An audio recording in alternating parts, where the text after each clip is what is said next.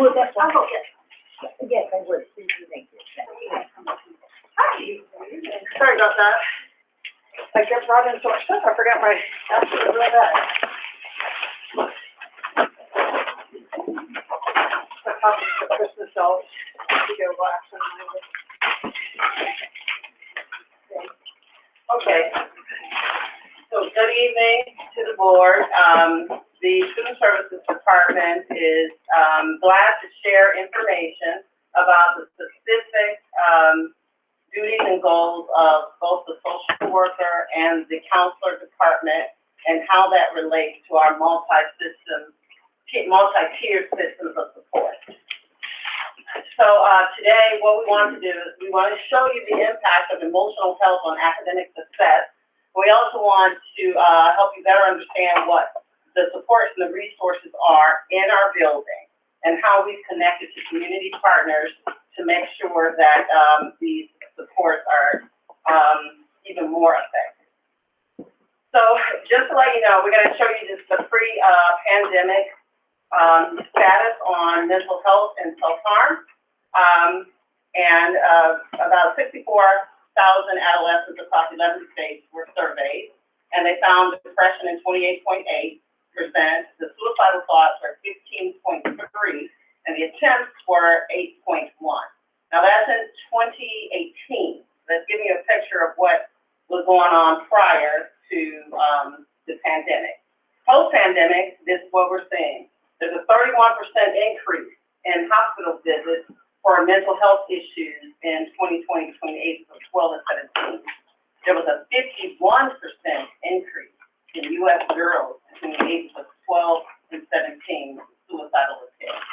Also caused the American Academy of Child and Adolescent Psychiatry to declare, and with the Children's Hospital, to declare a state of emergency for child and adolescent mental health. And that's really to call our attention to the fact that these behaviors have escalated in terms of the number, and they're escalated in terms of the action. So before we can get to this, I just want to explain to you what we're seeing in Elkhart. We're seeing an increased number of homicidal and suicidal ideation, which is caught in most of the cases and referred to the social work department. So they're connected to resources. I can tell you one of our extreme cases is homicidal ideation of a second grader. So when you look at this little fella, he's only 8 years old. He has not reached the age of reason. But for him to express that consistently in front of adults is alarming enough for us to stop and get him into our systems of support. So that's one of the extreme cases. But we are also seeing the cases of self-cutting, like self-mutilation. We're seeing extreme cases in bullying, or more cases in bullying. And we're also seeing much, much more in marijuana possession for high school. So because we do not want to stall a developing child's education, we've been doing all that we can to create alternative placements for them, which means that our alternative placements, which are from K to 12, they're all full right now. So we have to be creative, and the principal here can say, it's increasing every day, and we have to make sure that we keep them covered, because we do know that expelling a child or putting them outside of the community is also dangerous. In terms of Parkland, the child was excluded from school. He was expelled with both an IEP and mental health issues. And he came back to the school and caused the damage he caused because he was outside of the view. No one could see or hear what he was thinking or doing. And that's why we're trying to keep kids connected so that we can hear them and so we can use all of our community resources to make sure that they stay under a certain amount of regulation. So we use the multi-tiered systems of support, which is a nationally research-based model that basically looks at the academic success and the behavior success of a child. It's tiered.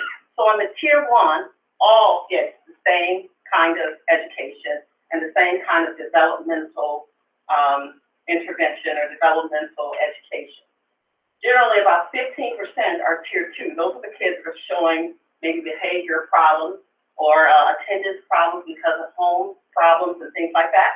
So we would have check-ins and one-on-ones and group sessions with that tier. About 5%, and that's a small number, but the cases that I described to you are are the cases that will fall in that 5%. And this is individual intervention, meaning that so many alarm bells have gone off for this child that we need to give them special attention to make sure that their behavior is in line so that they can learn and they won't be disruptive to others or danger to others. And that's the tier 3. And with that being said, I'm going to turn it over to Gail, who wants me to play the, and this is...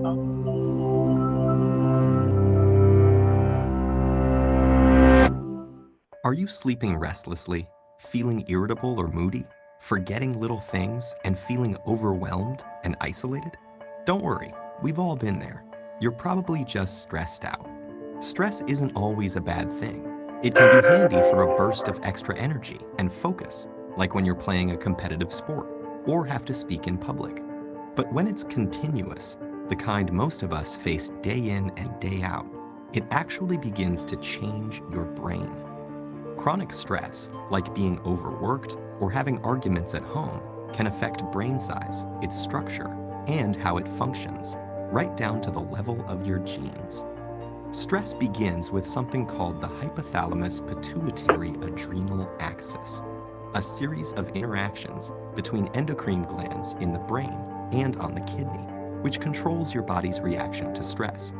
When your brain detects a stressful situation, your HPA axis is instantly activated and releases a hormone called cortisol, which primes your body for instant action. But high levels of cortisol over long periods of time wreak havoc on your brain. For example, chronic stress increases the activity level and number of neural connections in the amygdala, your brain's fear center. And as levels of cortisol rise, electric signals in your hippocampus, the part of the brain associated with learning, memories, and stress control, deteriorate. The hippocampus also inhibits the activity of the HPA axis, so when it weakens, so does your ability to control your stress. That's not all though. Cortisol can literally cause your brain to shrink in size. Too much of it results in the loss of synaptic connections between neurons and the shrinking of your prefrontal cortex, the part of your brain that regulates behaviors like concentration, decision-making, judgment, and social interaction. It also leads to fewer new brain cells being made in the hippocampus. This means chronic stress might make it harder for you to learn and remember things, and also set the stage for more serious mental problems like depression and eventually Alzheimer's disease. The effects of stress may filter right down to your brain's DNA. An experiment showed that the amount of nurturing a mother rat provides its newborn baby plays a part in determining how that baby responds to stress later in life. The pups of nurturing moms turned out less sensitive to stress because their brains developed more cortisol receptors, which stick to cortisol and dampen the stress response.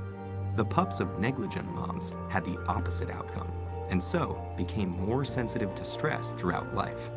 These are considered epigenetic changes, meaning that they affect which genes are expressed without directly changing the genetic code. And these changes can be reversed if the moms are swapped. But there's a surprising result. The epigenetic changes caused by one single mother rat were passed down to many generations of rats after her. In other words, the results of these actions were inheritable. It's not all bad news though. There are many ways to reverse what cortisol does to your stressed brain. The most powerful weapons are exercise and meditation, which involves breathing deeply and being aware and focused on your surroundings. Both of these activities decrease your stress and increase the size of the hippocampus, thereby improving your memory. So don't feel defeated by the pressures of daily life. Get in control of your stress before it takes control of you.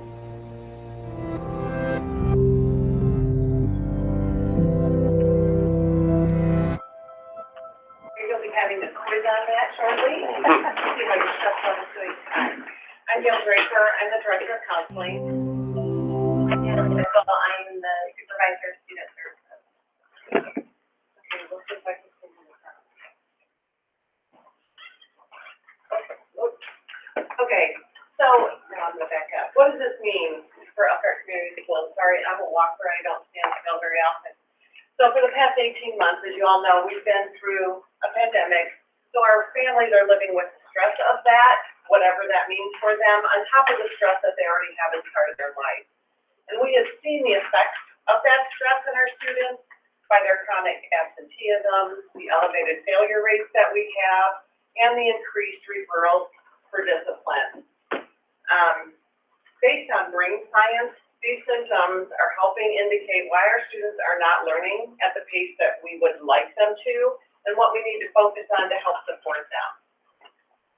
There are some things we're doing as a district, and I think you're aware of these, but we wanted to just note them. There's the trauma-informed care training that we've been given to all staff. There's further PD coming with that. We've been building community resources and with other collaborating agencies to try and help support our students. We have an SEL curriculum where we do weekly classroom lessons, and there was staff in service both at the beginning of the year, and then there was another one at the last e-learning day. And then our MTSS teams are also supporting our students and are also receiving further PD. The 5 competencies that we continue to stress, and I think we've talked about these at a couple times that we've talked with you before, are the self-awareness, self-management, responsible decision-making, social awareness, and relationship skills. These directly tie to the IDOE workforce readiness skills that were mandated to help with our kids. So these are the skills that they want us to help our students be ready for post-secondary. So we want to talk a little bit about the current resources that we have available in our schools, and since Natalie and I have a real passion for our departments, we thought we'd share a little bit about what we are and what we do. So our school counselors, who are they? Well, they're certified licensed counselors who improve student success for all students by implementing a comprehensive school counseling program, and also our mental health professionals trained to recognize and respond to student mental health needs. Social workers are trained mental health professionals with a degree in social work who have specialized training to provide services related to the student's social, emotional, and life adjustment to school and to society. And social workers also provide guidance and support to all students, families, and staff. And we work together. Our departments work together to promote positive student development across all of our settings. So, how do I become a school counselor? Well, school counselors have a minimum of master's degree in school counseling. They meet the licensure requirements set by the IDOE.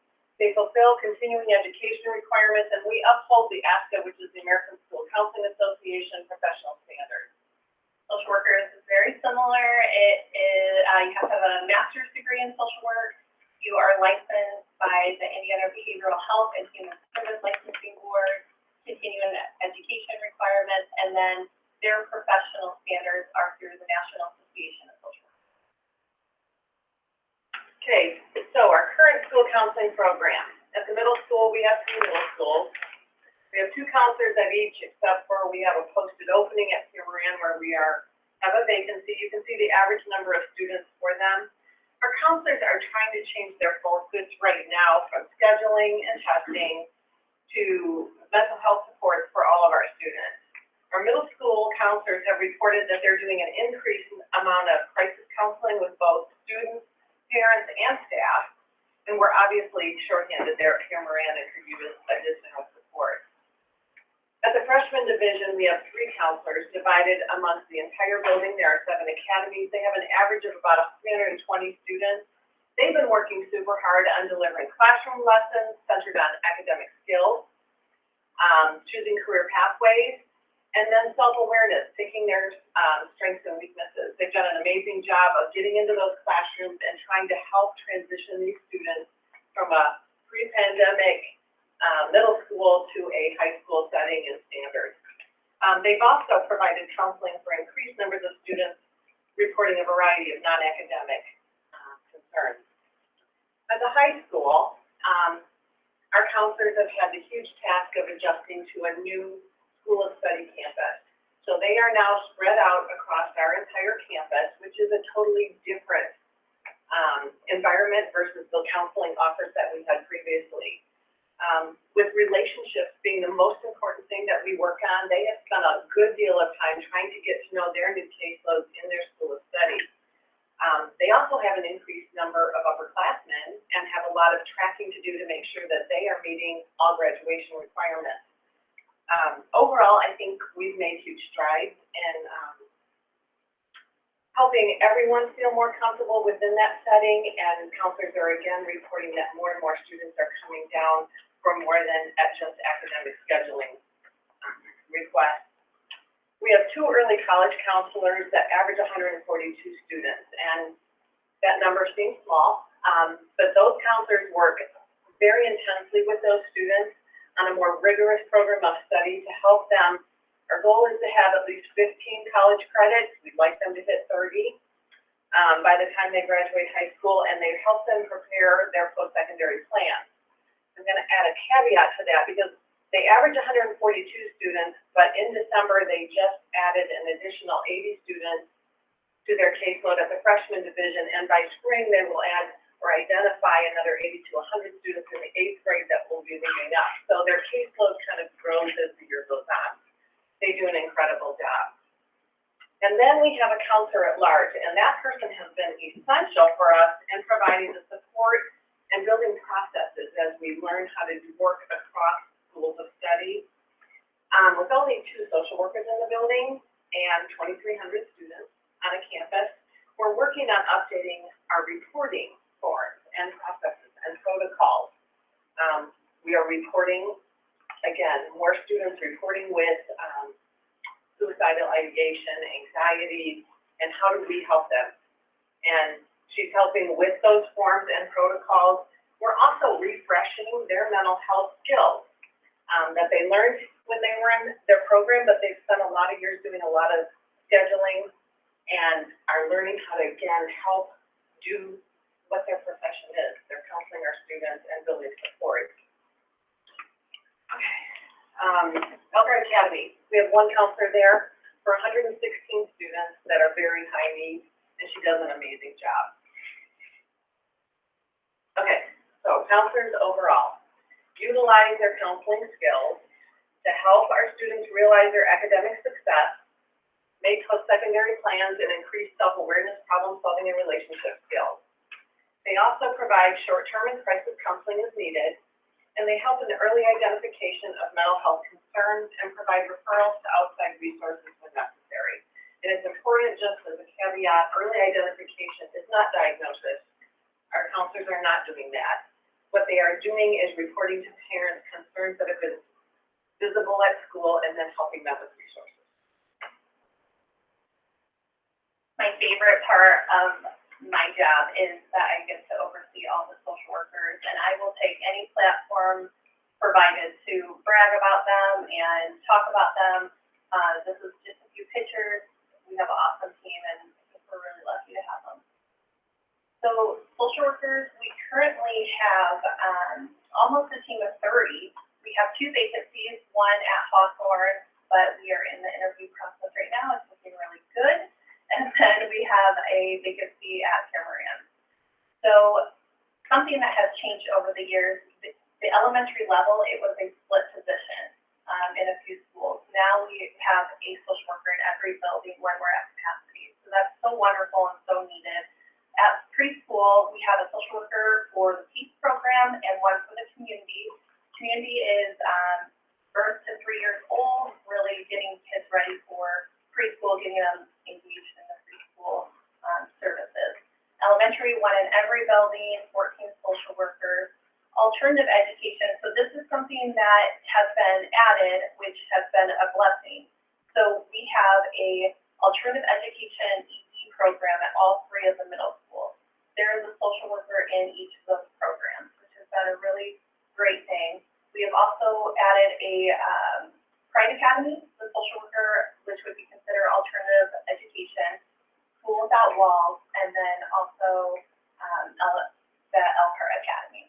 So most of those were positions that were already established. I just put them into the alternative education, so it makes a little more sense. Middle school, just like Gail was saying, we have 3 middle schools. There's a social worker at each, with the exception of the vacancy. And then at high school, we have 4 social workers. That's a little misleading. We actually have 2 social workers at the Elkhart High School, one at the Elkhart Freshman Division, and then we have an attendant social worker that is out there trying to figure out all those truancy cases and get the kids to come to school more consistently. Social workers are often, schools are often the first place where mental health issues are recognized and addressed. And social workers are typically the link with between the home and the school and the community to provide services for the students and the families, and also our personnel. And the goal is to support the student academic and social success. They also try to alleviate the family stress, students' adjustment, and helping them function in school when life situations happen. A perfect example is McKinney Bento, which is our homeless. So you have kids who, is couch surfing and family just doesn't have a place that they call their own, and they come to school and they're dysregulated and, nobody really knows what's going on. And that's what social workers do. They dig in a little bit, tell them what's going on, and then they provide the resources to help in those situations, because we have a lot of resources if we know what's going on. They provide individual and group sessions and help develop appropriate social skills and just character building. They definitely help in the crisis intervention. So like Yale and Treatable said, our kids were struggling before the pandemic with depression and anxiety and isolation, just having a hard time, especially with their mental health. And having that isolation for so long and just having, not having the opportunity to interact with people and, maybe looking at a device or, just being away from people has really hurt our kids. So, they have been so busy, working with the kiddos and trying to figure out what they need and what services they can arrange to get them, back on track. And, they help identify the needs of students and intervention strategies to increase their academic success, and then they're a liaison between the community agencies that the family and the students are involved in. And Elkhart is, I always say, we're very lucky. We are a very rich community with resources for our families. Mental health partnership and resources. So this is another, I don't know how we would do it without these partnerships. So Oakland Mental Health Liaisons, we have 3 in our district, and 2 of them are licensed clinical social workers. So that's the top you can be in the social work field unless you're a doctor, and 1 is a case manager. And they have been the bridge for our students when they need to get in for assessment, or we have our social work team completing a suicide or homicidal ideation assessment, and they're like, I'm just not feeling comfortable about it. So they're going to send it to the community mental health hospital, and they're going to do the assessment. So before, we would have to kind of wait till there's openings. Having this partnership, they're going to get them in that day. If they don't get them in that day, they're going to come do the assessment. So it's been a game changer for us. We also have Crosswinds Counseling. We have a counselor at the high school that is there 5 hours. He is a born and bred Elkhart person. The kids love him. He can relate to the kids. It's been an awesome thing, and we're looking to expand his hours. Ryan's Place. So again, a great partnership. That's the Center for Grieving Children. Just this year, they have held 7 groups in 9 different schools. They've also had 3 individual students that they have worked with one-on-one. Typically, they'll do that when it's maybe a violent death or something that the other children cannot relate to. So they'll have private and individual sessions with them. And they've had 4 call-outs for a death of a student or a family, or I'm sorry, a student or a staff member for this year. So they've also been busy, but have really provided support to our staff. We have a new employee assistance program. This is through New Avenues. They have been wonderful getting our staff in with a counselor at a timely manner. Bowen Center, we have a partnership where they come into the schools and work with the kids on social skills and just interactions. And then there is a student service, Elkhart Community School Student Service Facebook page. Go ahead and go like it if you weekly letter. I think it's great. I could never create, the things that they do, but it's just a ton of resources, a ton of encouragement, and that is shared every month on that page, and then the district also shares it. Another great thing is I'm sure you guys are familiar with the Comprehensive Counseling Collaborative Elkhart County. It's a mouthful. CCCEC is a lot easier to say. This was an initiative with all the Elkhart County counselors that went on for 3 years. It was a great thing. And out of that, social workers in Elkhart County got a little jealous. We're like, hey, now we want to be a part of this. We were a part at the elementary level, but what we decided to do, there were 3 of us, and 2 in different districts, that decided we want to do a Elkhart County Social Worker Collaborative. It was a little made up last year, but it got everybody around the table, and we discussed some of our goals and things we want to do as a county. And this year, we were able to get an organizational structure that was guided by the CCCEC, and Social Work Collaborative is now a branch of that. So it's a little more professional. I feel like we have a purpose, we have goals, we have a steering committee and team, and we have support from the CCCEC and then also Horizon Education Alliance.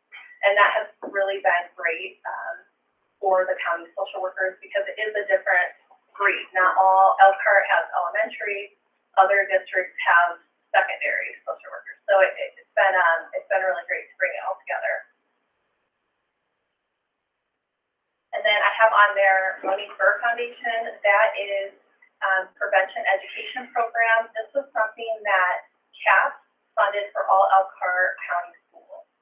So it's been really great that we're using the same language and the other corporations. If our kids are moving to Fairfield, we're saying the same thing that Fairfield's saying. If they're moving to Bago's using that same language. And the whole purpose of that is safety focused. It's evidence-based, and so far so good. It's lengthy. We've had to look at or beg the teachers a little bit for more time in the classroom, but it has been, we've been able to accommodate, have it work.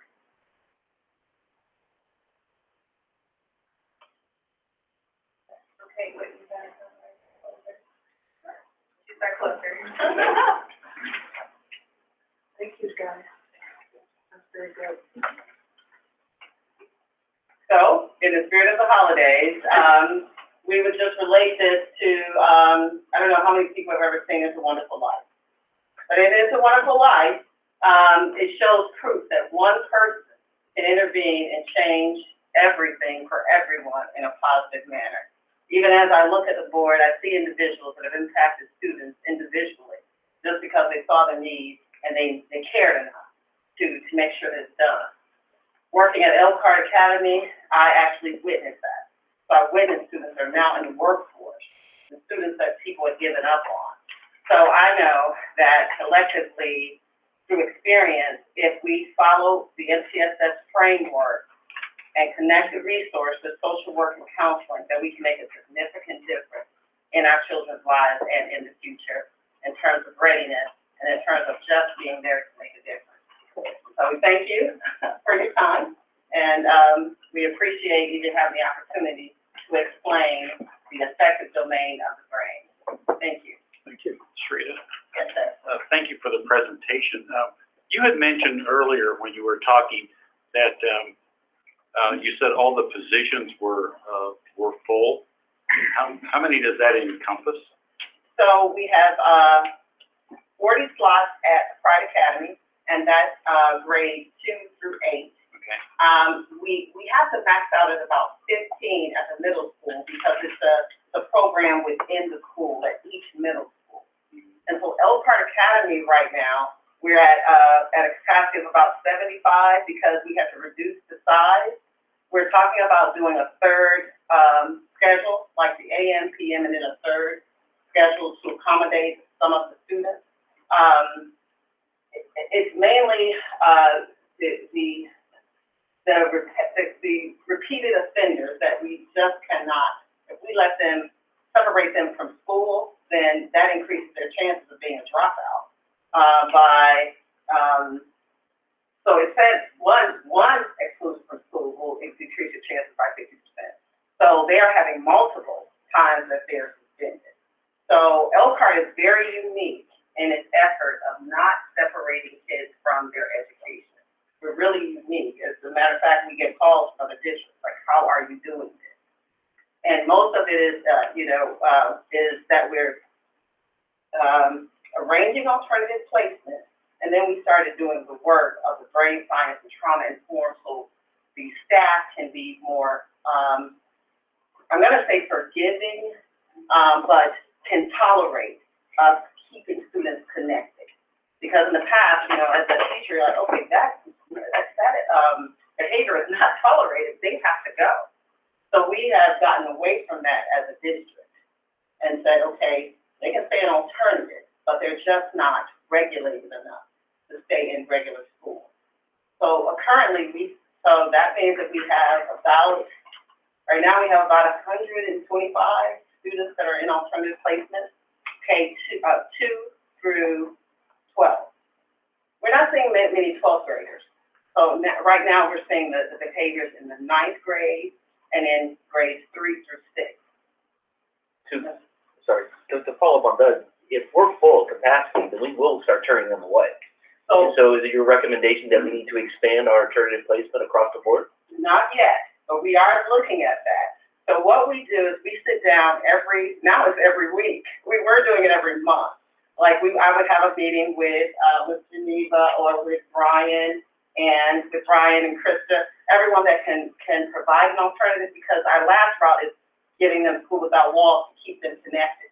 So we've been able to determine that, okay, this student may be ready, and we let them go back to try, or we start doing assignments where they go out 3 class periods and then they come back.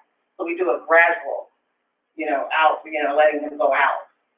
So eventually, if this trends like it is, we will. But if we also put these services in place that we're trying to do through multi-tiered systems of support, then we can proactively prevent that.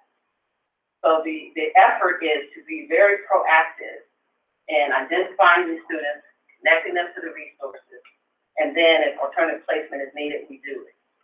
But I can say that all the school leaders are working very, very hard in making sure that a child stays connected. And in terms of, we'll identify 2 students that we can send back so that we can bring 2 students in. So it's a balance.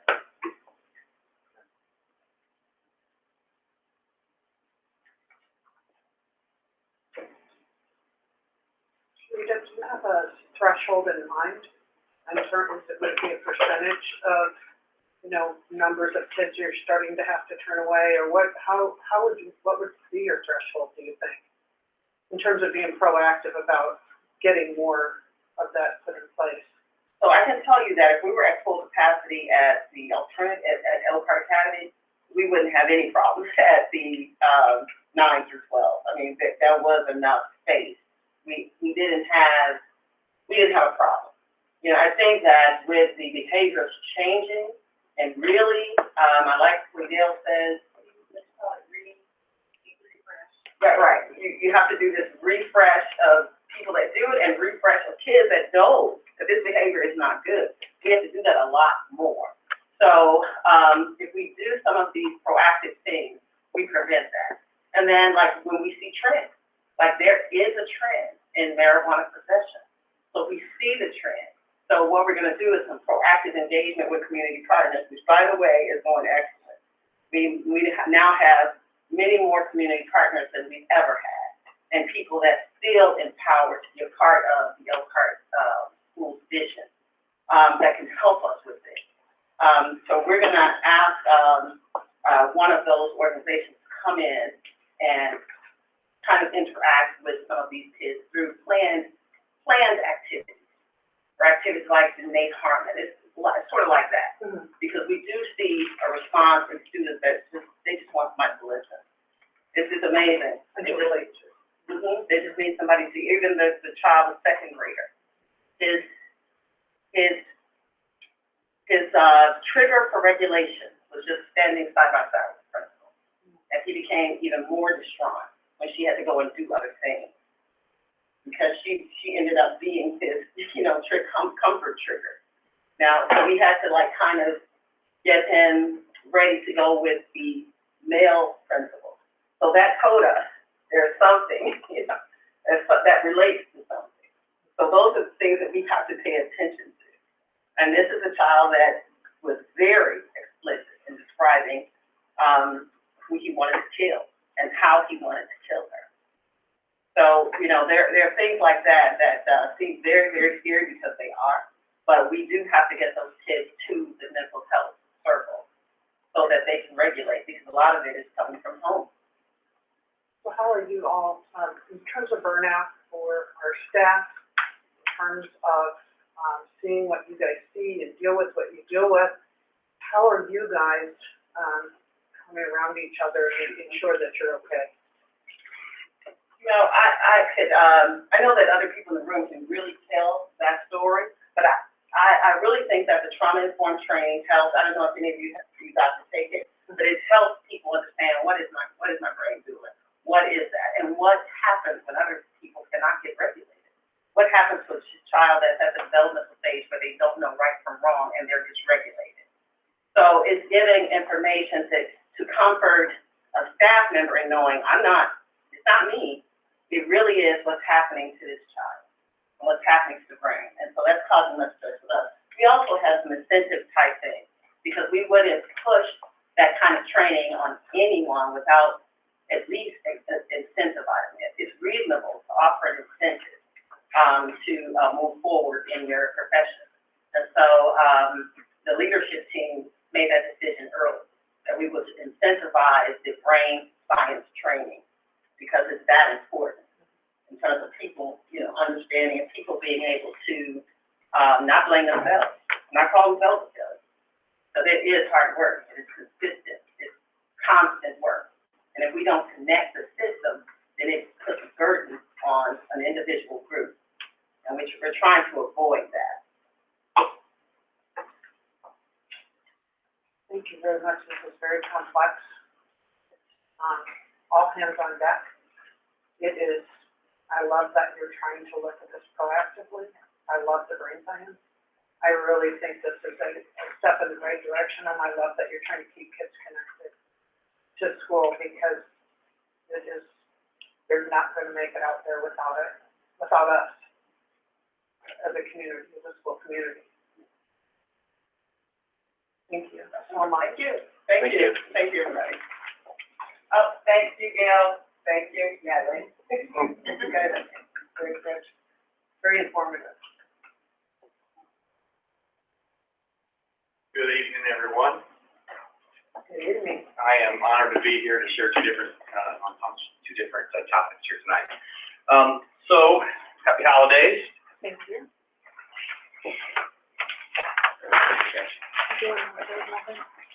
It just goes into December really quickly for me.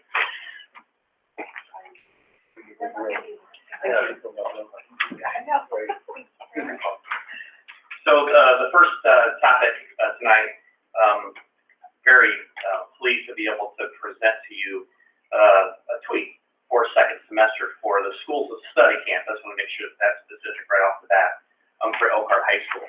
So this campus on this side of town. So we have greatly struggled with teacher collaboration.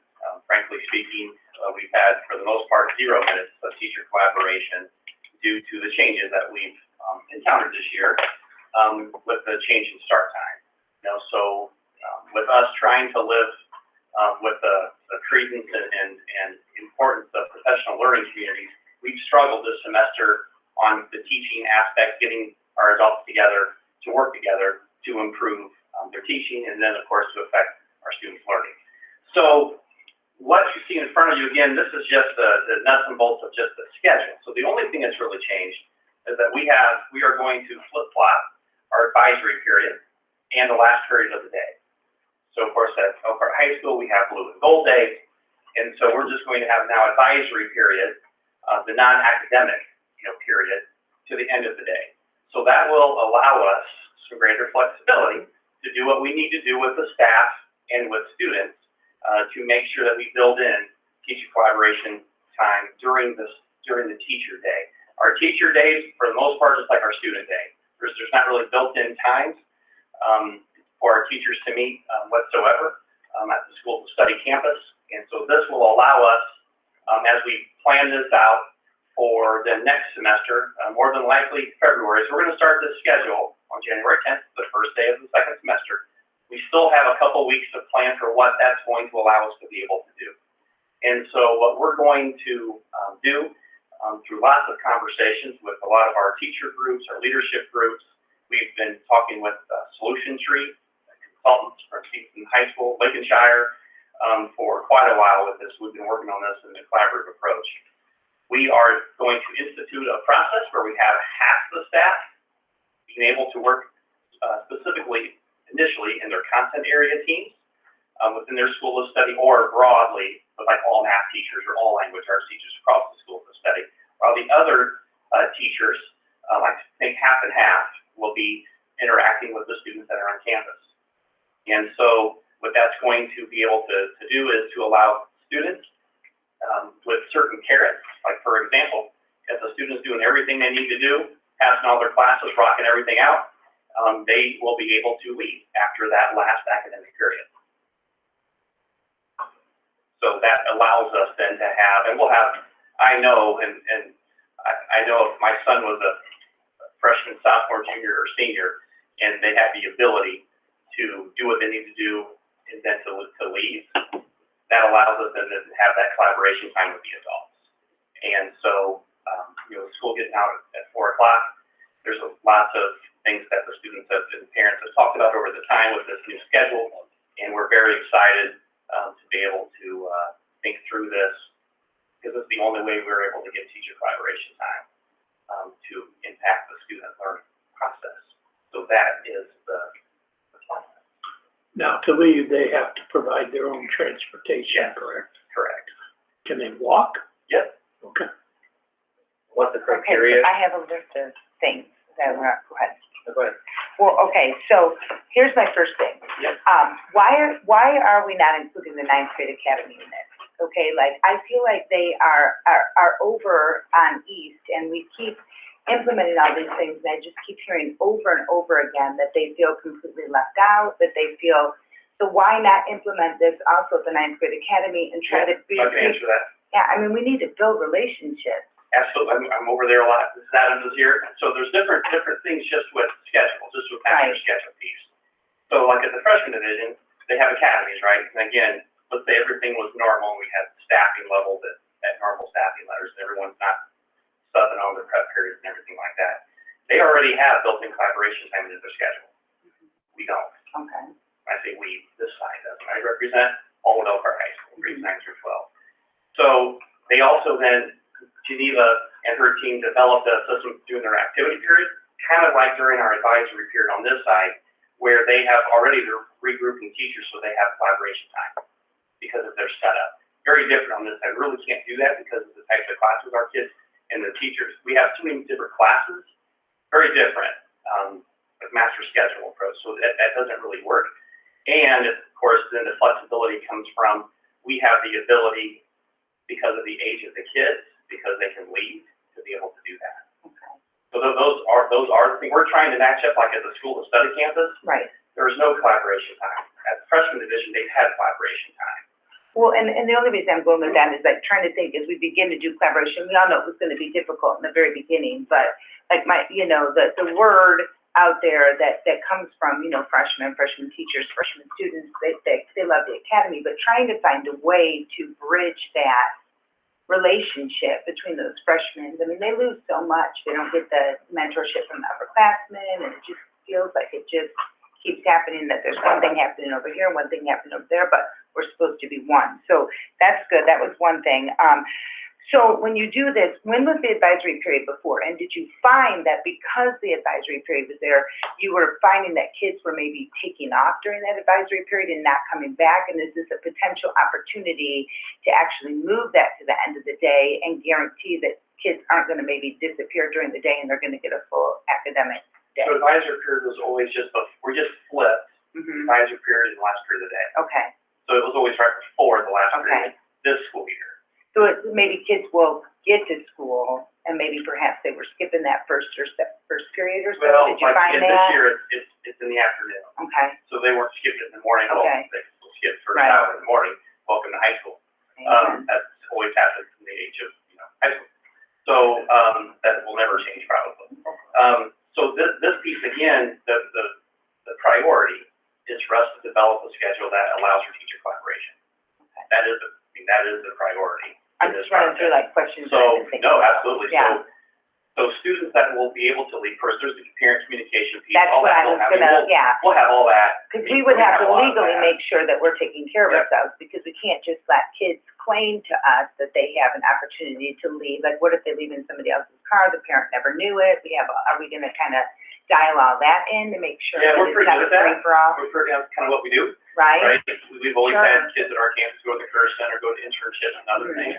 We'll always have kids that make poor choices, always. I mean, that's, Well, but that's a little bit different. It's like the junior and senior, like doing the career cert and different things. I'm just like throwing things at you, Carrie, that are Hey, I'm being put ready out to there. catch 'em all. So, you know what, like I that's said, good. I guess that's we're what we pretty should used to do. that. So I Right. think, Kelly, we'll have kids that Mhm. try to leave. We But do you're gonna now. have communication with the now. parents, Yep. that way So this will we work have in that. 4-week periods, kind of get into the nuts and bolts, right? Right, Because it could change. If the student's not doing what they need to do, and they they shouldn't stay. be, committed to the whole semester with that. Good. So right now, we're thinking like 4 weeks and getting to, we're not thinking if the schedule changes, then allows us to, to work in all the communication, all the details, to start this. Like the first, let's say, grade check, right? Mhm. Would be, think athletic eligibility, but for every single student, right?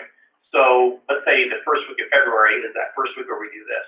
So on Mondays never change, right? So on Mondays, kids go through all their classes, go through all the schedules. They don't leave, nobody has a chance to leave early or anything. It's really important for us to stay connected with the kids for social emotional learning processes. This is when we'll do those lessons that we have for the district. We have my counseling lessons that build on SEL curriculum. That's when that will happen. And then they'll go to their advisory teacher on a set date, right? And they'll be like, all right, I'm doing everything. Here's my evidence.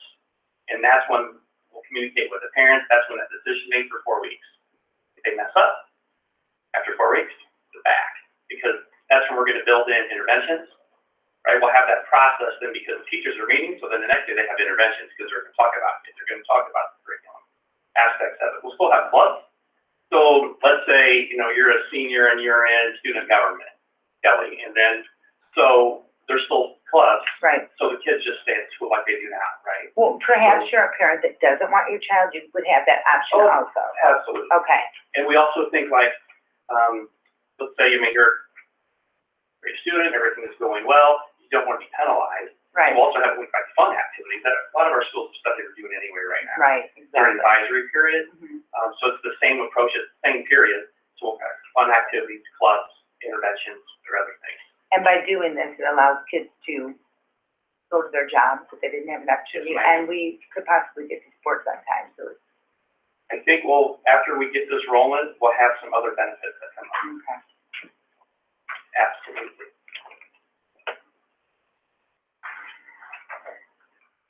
Moving on to another topic, Elevate. Wanted to provide you with an update on Elevate. I have two of my wonderful colleagues with me. Mrs. Adams, from the freshman course division, the principal, and Latasha Vaughn, the principal of School of Human Services, both of them that oversee the Elevate programs at their respective schools. So, Mrs. Adams and Mrs. Vaughn, please. Good evening, everyone. Going to present about how Elevate is working at the freshman building, and then I will yield the floor over to Natasha, Ms. Bond. So at the freshman building, we use Elevate for Algebra 1A, and we use it for English 9A, and we use it for French. And so currently, it is going very well for French because it's a French teacher and it's a certified teacher, and it's going very well with that. Don't have any complaints and concerns with Elevate for French. We don't really have options we don't have Elevate for French, we will not be able to offer French to our students, and then that would eliminate them being able to do world language for French 10 through 12th grade. So French is something that is going very well. Haven't had much pushback or anything like that, or complaints from parents or anything in that regard. The concern is in our Algebra 1 and our English 9 classes. So we have more of our English language students that are level 3 and 4 in there, and so it's just a little bit more difficult to differentiate instruction, via a virtual setting type situation there, so that's a little bit of a concern. The actual OTIS system that they use for their grading system is not very easily transferable to our power school. So it takes a lot of time to like literally by hand put in each one of the OTIS grades into the power school so that our parents can actually navigate it through. Even try to give parents like the access and passwords and stuff to OTIS, but it's hard to navigate through OTIS for parents to see where their students are making progress. It's not a very streamlined system, per se. It's a little easier for the French because it's not as many students to do, but when you have a larger class load with Algebra 1 and English 9, it is very daunting and it's very difficult, and it leaves a higher probability of error or missing getting a class assignment in there right or in keeping up with the assignment pieces.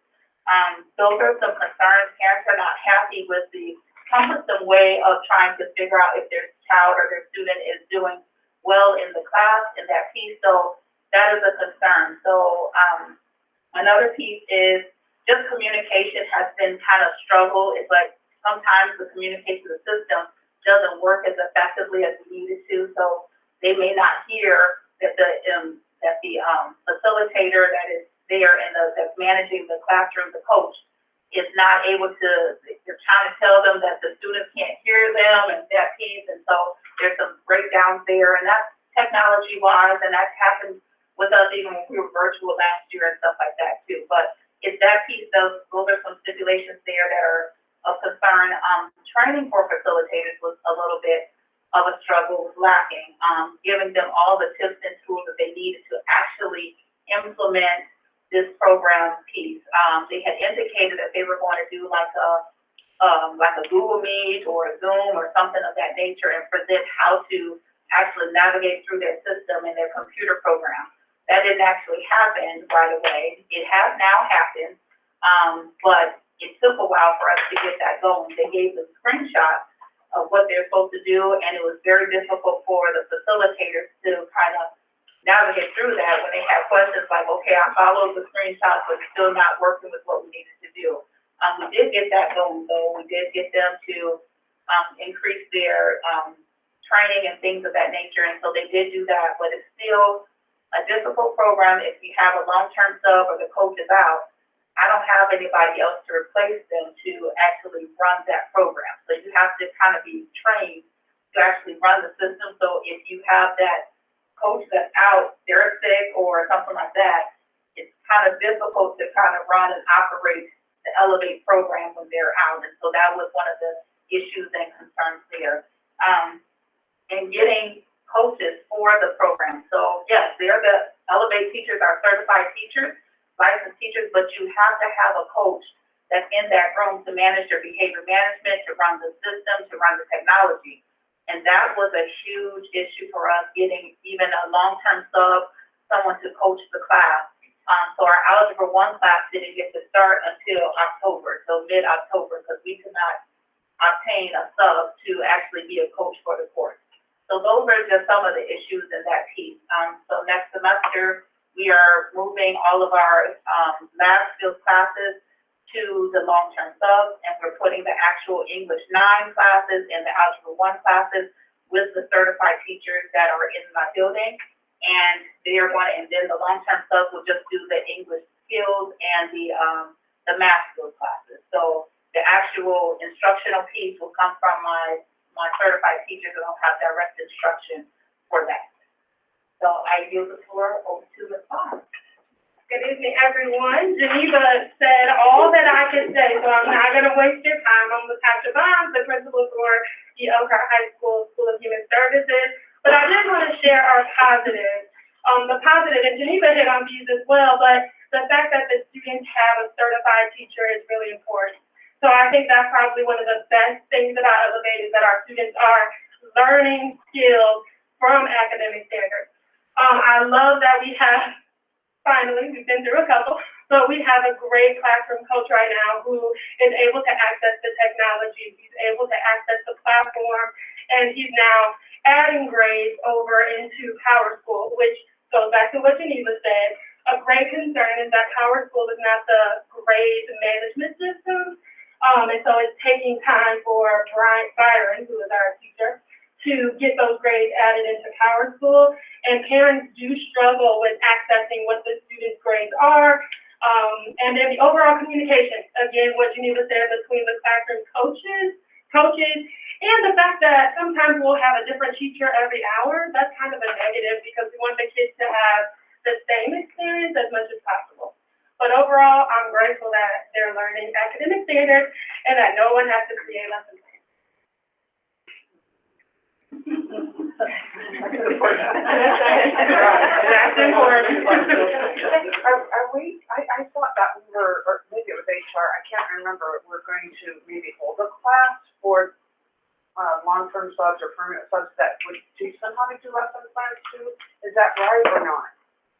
I'm not aware. Okay. But I know they That'd be a do good go idea. through, yeah. Okay. Yeah, thank you. Questions? Thank you. Thanks for working so hard. We'll take a little break and then we'll be back for the public meeting.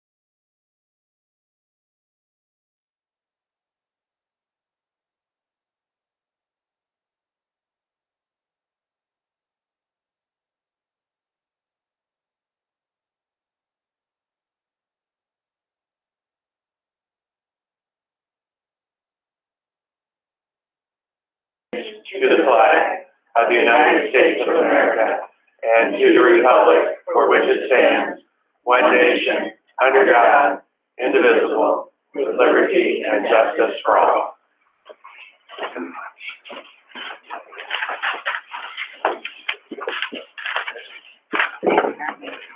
Mrs. Bowen?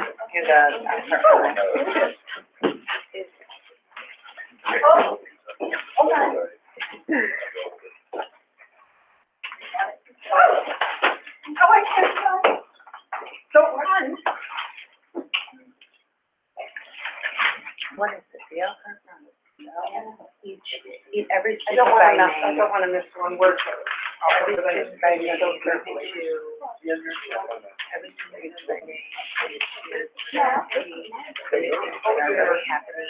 Okay, everyone, we now regroup. Okay. We listen to the Elkhart Promise, and we read it every week to keep it in front of us. Each word is incredibly important, and I'm happy that Susan got this one, because I don't want to leave one word out. Every student is known by name, challenged and supported by highly effective staff, and in partnership with the community will graduate career college ready and life ready. Thank you. So at the end of the meeting, there'll be an opportunity for you to address the board if you wish. On the seats, there is a white piece of paper you can fill out at the back, give it to Mrs. Ott, and then you will be called up to speak before the board. Our moment of pride.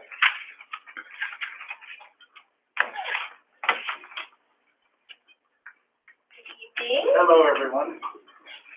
I'm so excited tonight to present our moment of pride. I want to start with 3 quotes that come from Learning by Doing, which has really been our guidebook and our resource for the CLC process. So the first quote is, "When celebrations continually remind people of the purpose and priorities of their organizations, members are more likely to embrace the purpose and work towards agreed on priorities." The second is, an effective celebration program will convince every staff member that he or she can be a winner and that his or her efforts can be noted and appreciated. And the third is, a celebration should represent genuine and heartfelt appreciation and admiration. If that sincerity is lacking, celebrations can become unproductive. And tonight, we are so sincere in our efforts to present this to you and celebrate the efforts of our teachers. As you know, they've worked tirelessly so hard the first semester, and we really wanted to get out and celebrate their work, and we're going to do one next time. I'll have Dr. Shepherd explain further our PLC celebration. If you couldn't tell, celebration is a major tenet of the CLC process. Without it, what would be the work of trying to collaborate together and work with one another if you cannot celebrate together in the successes that you have had? So the instructional leadership team this fall decided it was time for us to really celebrate those pockets of excellence that we are seeing a lot of across corporations. So we sought the help of our building principals and looked at some academic achievements that were being made by students based on the work of specific CLC teams. And it would be much better for you to see how we celebrated those teams than for us to tell you about it. So we have a little video here for you to view.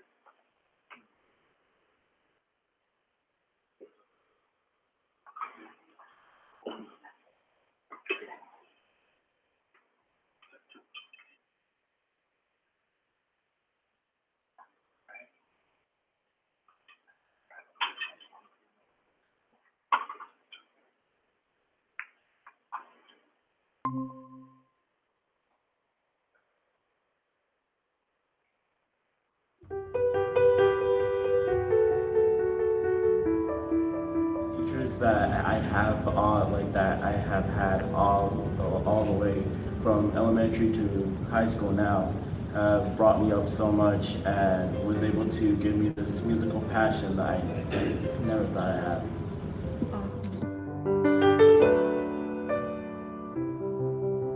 Extended. The kids do a phenomenal job with discussion. I give them a list of questions, and it is amazing how deep they go, the connections they make, the leadership they show. I went in for an observation to a 6th grade room, and I was so blown away by what I saw. There were kids, they were in discussions, they were asking each other questions, they were like recognizing their opinions, not arguing, saying, I see that, but on this page it said this, so I think this. And the kids were like, yeah, but, so there was so much conversation, and the teacher was the facilitator. She wasn't sitting there just beating, you know, her head against the wall and repeating things. The kids were actually in charge of their own learning, and I thought, an aha moment, this is it.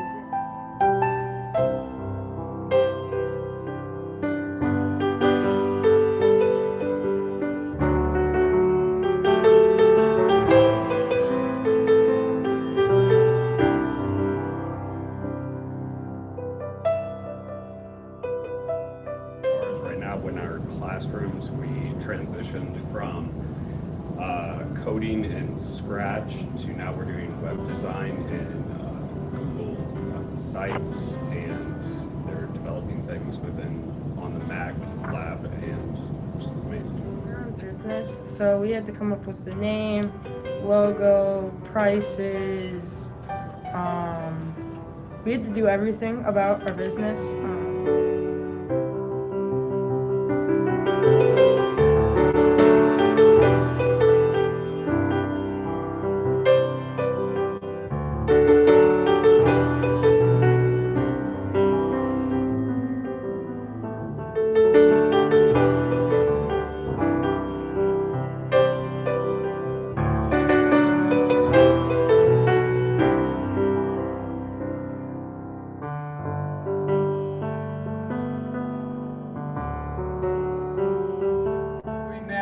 It has paid off because we have recognized it, and we wanted to give Mr. Quick and the rest of his team of teachers a recognition for the great work that you all are doing. So in recognizing him, we're also recognizing you and saying thank you for that great work, and we hope that you'll continue doing so. So Mr. Quick, on behalf of Elkhart Community Schools, congratulations. Thank you. We're very proud of you and the great work that you're doing.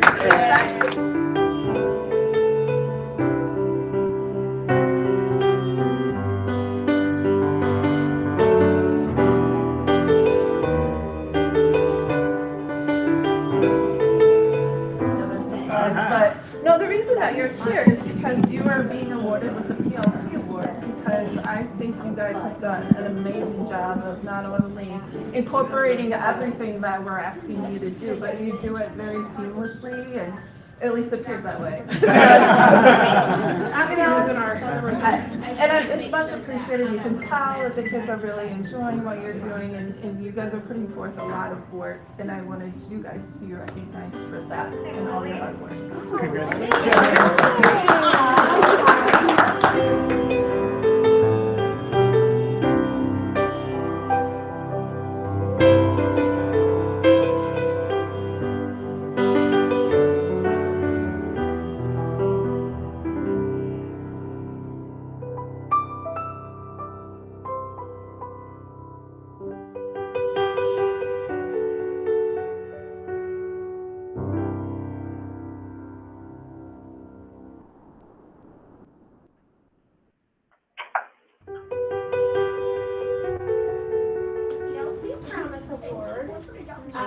For the beginning of the year benchmark data, your 6th graders, your 6th grade team had the highest scores in the district. Wow. And so we're here to celebrate your success and all the hard work that you've been doing. I like to use an experiment because I like to watch the kids' faces light up when they actually get it to work. Or when they actually learn something, they go, oh, we tried this, this was our hypothesis, this was what we were thinking was going to happen, and it didn't happen. This happened instead, and they get all excited about it, and they're like, can we try this instead?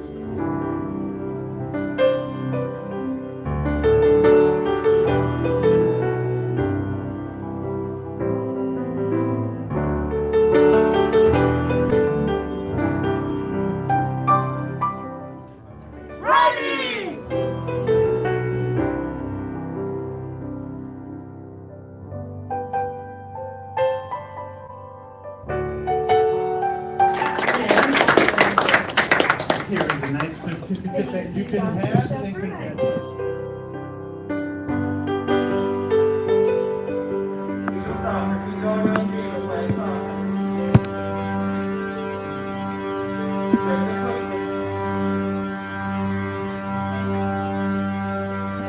Playing the violin for the past 7 years, and my teachers have really helped me in becoming a better student, and I'm really glad that I had the opportunity to work with them, and I'm just really excited for this violin. We've been working really hard on our new math program. I enjoyed doing decimal division. It's very easy to do after you know how to divide very easily. I really enjoyed Great Books.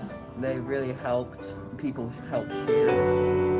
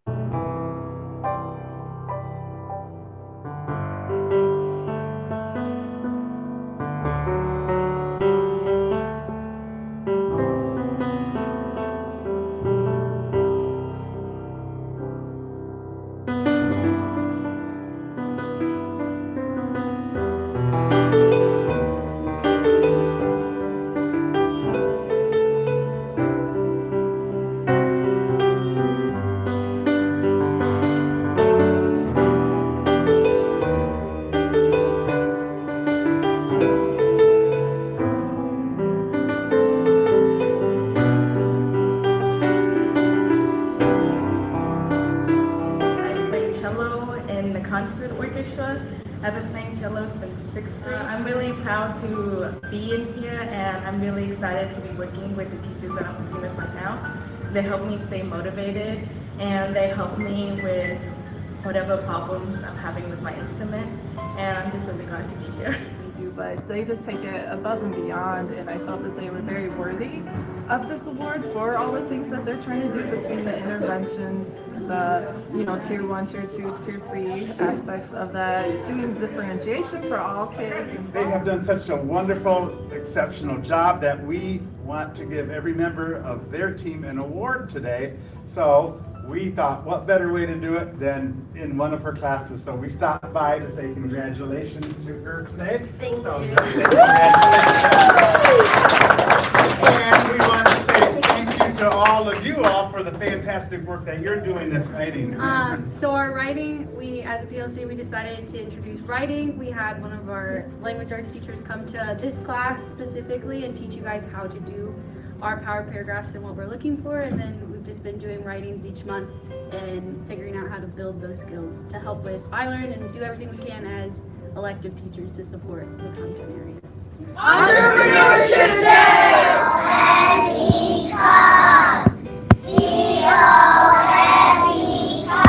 That's not toast.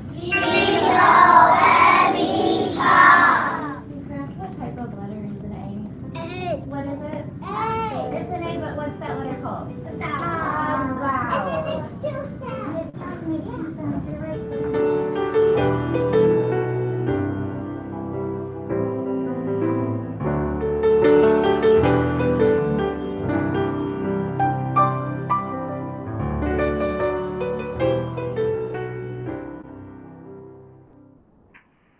One of the things that really captivated us when we went around and visited all the schools were what we like to call some of the leading indicators of success. And those included student work pasted on walls everywhere we went. It included prompts, it included all of these things that we know PLCs do to get us to those lagging indicators, which are the results. So we're really excited about what's to come, seeing these little pockets of excellence. And we truly believe we only touched the surface with what our PLC teams are doing. We're really proud of how they have grown over the last few years in PLC work, and we look forward to our continued work with each team, each teacher in each team, so we can help them even hone their skills better. We're going back. We're going to keep going back to celebrate the work. It was also, many of them did not know that we were coming, so it was pretty cool to see evidence of the initiatives and of the training. So where we went, you know, I had the camera, so I just kept snapping pictures because you could see the evidence of all this professional development that we've been working on. So when you see it in the classroom, you know it's happening. So that was really exciting. It was just an awesome celebration. So we look forward to going back and continuing to just work really hard. Teachers are working really, really, really hard. We've held the expectation high, and through the challenges that they're going through, they're just working so hard, and that was so evident. So we're proud of them, and we thank them for their work. And perhaps, on our next round, a couple of you might be available, and you want to Come with us. Yeah. Let's do it. Yeah, please let us know. Okay. Thank you. Thank you. Stand up and cheer. Give them a wave. We have our consent items. So moved. Thank you. We have a motion and acceptance. And a second, do we have, Just reading the same thing, gives us acceptance out loud. $275 trombone is valued at that from Derek Thomas. Very cool, it's a king trombone. And then donation from the Community Foundation, $300 to the boys basketball program. We have $1,000 to the Elkhart High School Athletic Department, from NEVA. Cheryl Wagner, $500 to, offset negative lunch balances. Then we have $500 from Coulter Specialty Painting and Finishing towards the Angel Tree at Oslo. Another $500 check that will be used for the Angel Tree that was actually donated from one of the teachers, Kathy Cora. And that is wonderfully it, and amazing yet again. thank you. Any other discussion about the consent items? Seeing none, all in favor? Aye. Aye. Opposed? And time for the COVID update. In front of you, I provided you the numbers as I have each week. With our totals there, we did have the uptick in numbers there the week after Thanksgiving, and then the first week of December have gone down again. The cases for the website were not updated through today yet, so we are at 17 student positives that I can tell from the emails that I've seen, and then late in the day there were 7 more, so there are 24 so far this week. That gives you the update on those numbers and where we stand currently. Okay. Steve, I have a question. On the report that you just gave us, it showed 82 student positives on November 29th. But then last time when you were here, it was 67. So They had been updated in the counts because of the holiday in there and stuff. I wanted to make sure I went back and double checked the numbers. Other times when I've gone back and double checked numbers, things haven't really changed. okay. But in that time, it had because of around the holidays and stuff. So I wanted to make sure that since the 22nd and that last week of November on were correct, I wanted to double check those and make sure those were right. And how do you handle if the health department would send you a positive case for a student and it's like a week or so late? What is your protocol on that? If it comes late? That is entered as of the date that we get it. So do you go back to the parents and say, we just got this on this date, so now you have to start a quarantine? Or if it was already a test that was positive for 2 weeks prior, but you got it late, what happens with that? We would check with the parents to determine that the parents knew the positive case, and then we would take it from the date that we have it, right? So it's the date you received the positive, even though the parents would have had, do you go with what the parents received back or what the health department delivers to you? We go by the date of the test came back. So if we're not really saying case now, we're parents saying it's positive when we had that. No, what I'm saying is if they got the positive test result back, but the health department didn't get give it to you for a week later, which one do you take? The one that the parent received on that day, or the health department's receipt to you? One of the parents. Okay. Encouraging our parents to come to us, so that we don't have to rely on those records from the health department. Right. And parents are doing a fantastic Good. job with that now. You know, we are seeing cooperation. So we're not getting those cases where we're like, wait, we didn't know this kid was positive. We're not getting those anymore. So it's already reported. By the time we get that list from the health department, we've already reported it. So our Okay. parents already called them in and reported the case. Okay. So, yeah, whereas initially, you know, we were being informed by the health department, by a core few students, that doesn't really happen anymore. Okay. So, Do you have any self-reports that doesn't get backed up by the health department?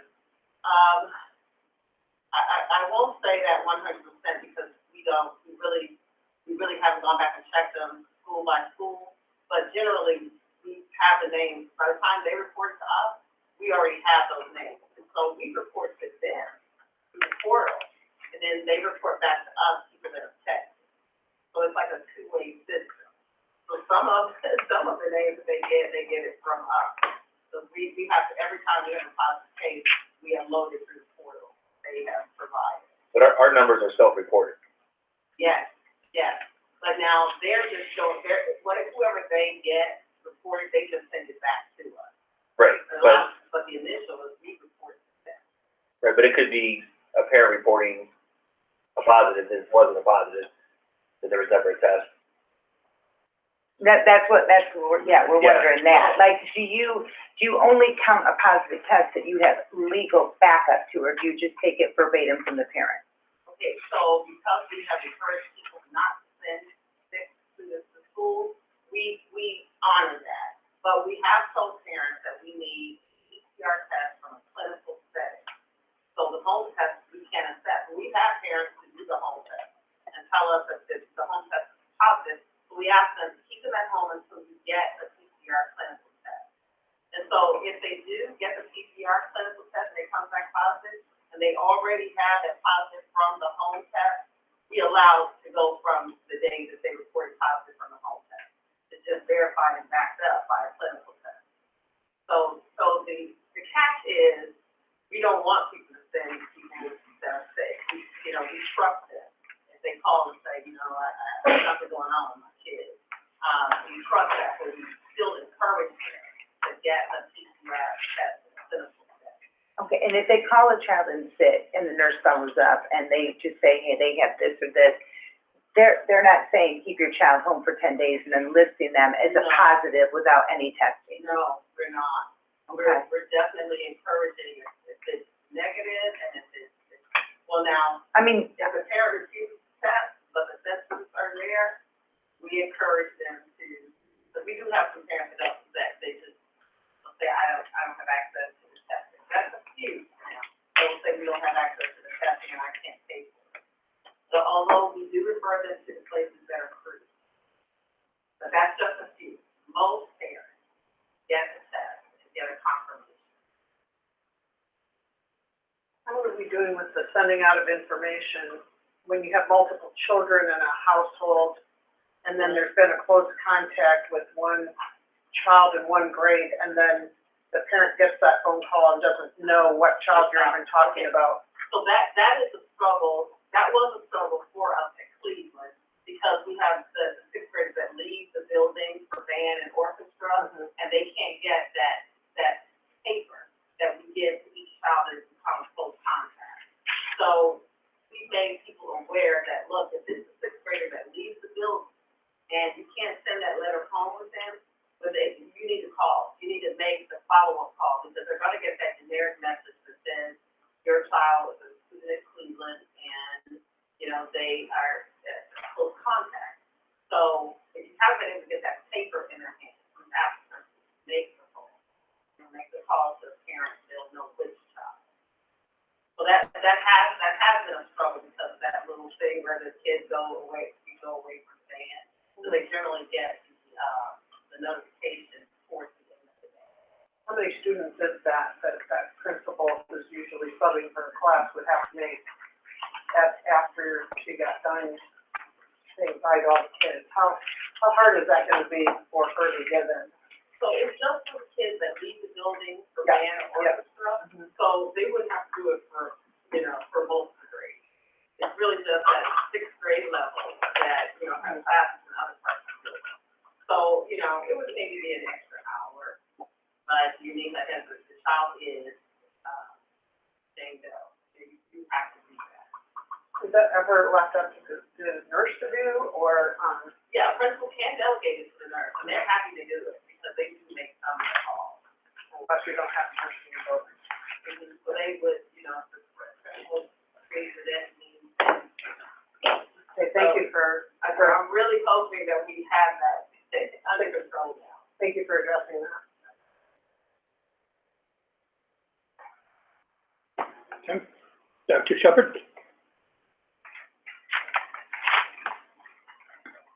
The administration presents to you this evening the proposed 2022-2023 school year calendar as it was presented to you at the November 23rd regular board meeting, and we are seeking your approval this evening.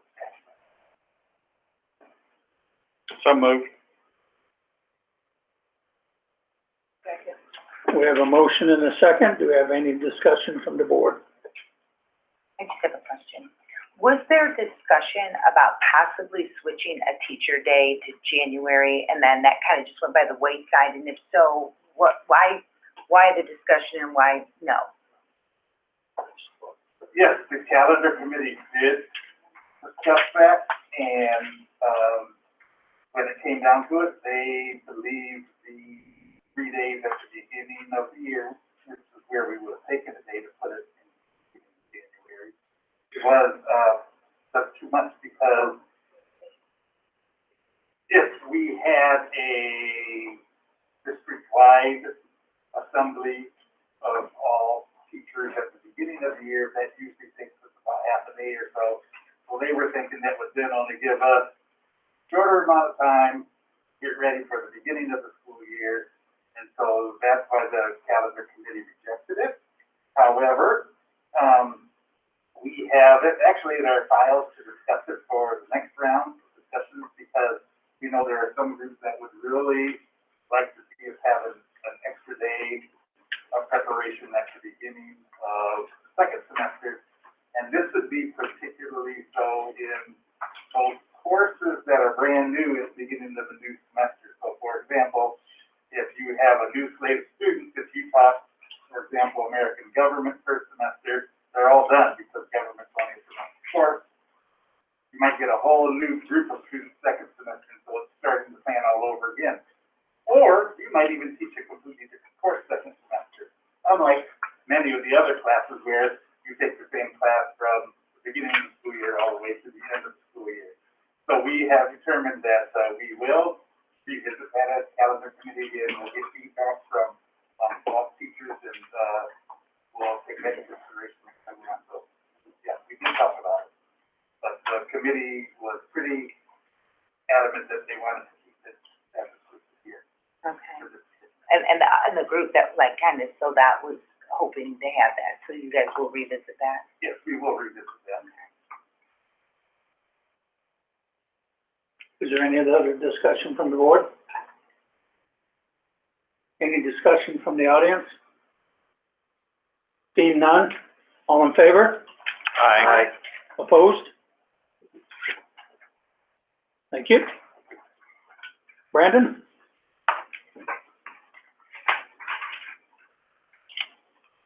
Good evening, board. Hellheimer. I'm back. I was here a couple months ago to present some new course offerings. And one we failed to include was our advanced plant science course. This is the third course in the sequence that is needed for students to earn their concentrator status and be able to check the CTE box for graduation. You'll probably see me again in the spring as we build out our capstone courses for both the plant and animal pathways, as more direction comes from the state. Any questions regarding this course? I'm so excited. Excited for you guys. Okay. This isn't everything, we should probably vote, we need a motion. We don't vote. Okay, so, but I'm gonna hand this to Dr. Thalheimer for our Pride for Next, January in hopes that the hot rodders from the Career Center can come and be the ones that present in January. So, but can you tell them why I'm doing that? Yeah, absolutely. If you don't know, Hot Rodders of Tomorrow is one of our student organizations for our small engine students, Mr. Gordon's class. It's a team competition, works on a lot of the soft skills that we practice at the Career Center, collaboration, teamwork, and those type of things. And so this team competition, they work on a small block engine where they disassemble all the way down, they reassemble. It's timed, there are penalties that are in place, and it's an event where we annually have teams place at the national level. And this year was no different. We just returned this past week from Indianapolis at the Professional Racing Institute show. We placed 7th in the nation for a team that really did not get a lot of practice. As you can imagine, there was a number of challenges that prevented us from practice. But I think the most satisfying is I was down there with the team, as I had the opportunity to watch several of their runs, and they were all green, very green. They had not participated before, where that's not usual. We usually have students that are waiting in the wings for the following year. Each time they got better and better, and our goal the entire time was to have a perfect run, which is nearly impossible. So there were 14 teams in Indianapolis. They all have 3 runs, so over 40 runs, there was only 2 perfect runs.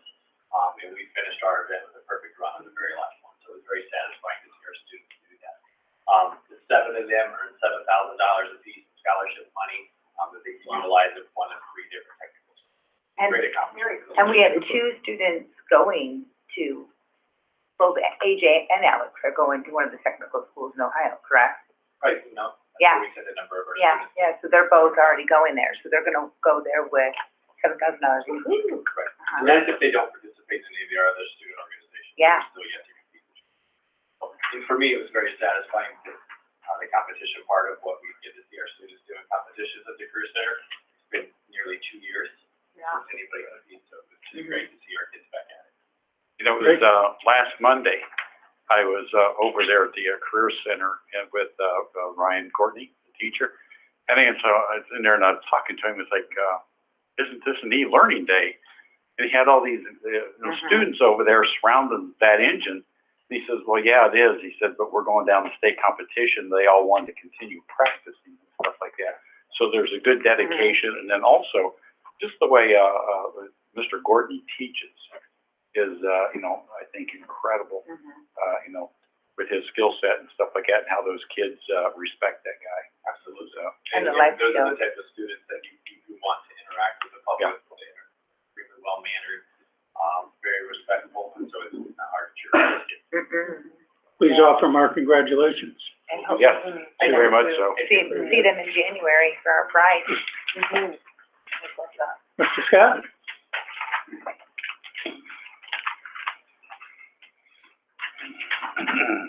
Good evening. I'm pinch hitting for Mr. Thorne. I know he wishes he could have been here because, the compensation changes that we're making this year have been unseen in all the years that I've been in schools. We're gonna start with the custodial agreement. It's a 3-year agreement with openers related to wages and insurance, and one language thing the next 2 years. And so, Mr. President, I'm gonna ask for a motion to approve the agreement with the custodians. Move to approve? We have a motion and a second. Do we have any discussion from the board? Do we have any discussion from the audience? Seeing none, all in favor, say aye. Aye. Opposed? Thank you.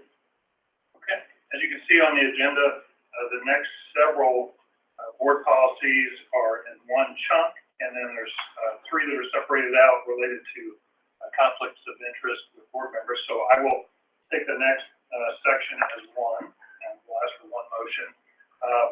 This is compensation for across all of our hourly groups. And this year, we were able to offer $1 an hour increase, trying to be more competitive. And what's driving that is increased funding from the state. It was almost 6%, and our student enrollment, while it declined a little bit, stayed fairly stable this year. I'm thankful for that. And so we're in good shape to make this request. So, Mr. President, I would ask that we would take that next group of board policies of compensation. Motion and second. So moved. approve? We have a motion and a second. Do we have any discussion from the board? Any discussion from the audience? Seeing none, all in favor, say aye. Aye. Opposed?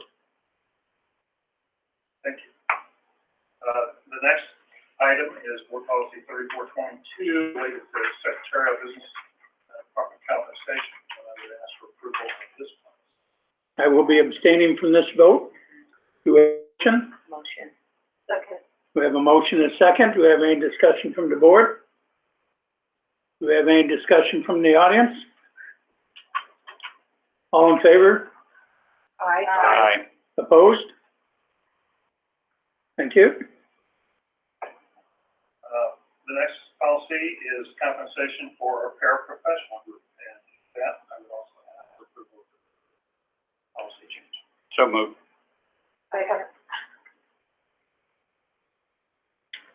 Any discussion from the board? Yes, I will need to abstain. Kevin, when we're paying the paras, the sub-pay, that, you don't put that inside of this policy, correct? Okay, that's just something that's a stipend opposite, so that doesn't need to be put in here, okay. Any other discussion? Any discussion from the audience? All in favor? Aye. Opposed? Next one, please. And the next one is for our miscellaneous position pay group. That includes social workers, all of our therapists, so occupational therapists, physical therapists, nurses, as well as radio station. So, Mr. President, I would. There's no motion. Oh. Regulations. Okay, thank you. Okay, so, any questions related to that? That's just a review, right? That's just a review. Right. We're coming, For board okay, meetings, so we're, Keep them in line. yeah, but when are we coming back to that? Yeah. We don't, because, Okay. well, administrative regulation, rather than, Okay. it's not in the old policy. Okay. Very good. Okay, thank you.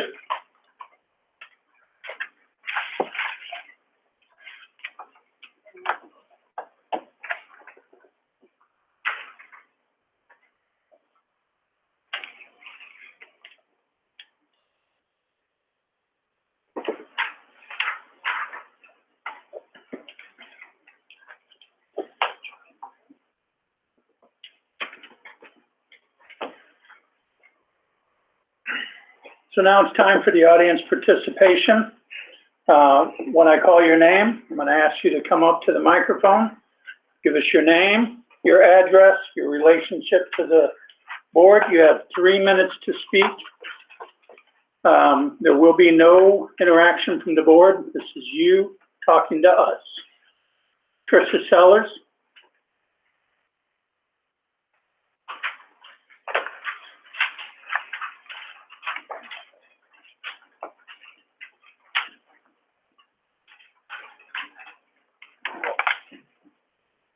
Tricia Sellers, health card, address, right?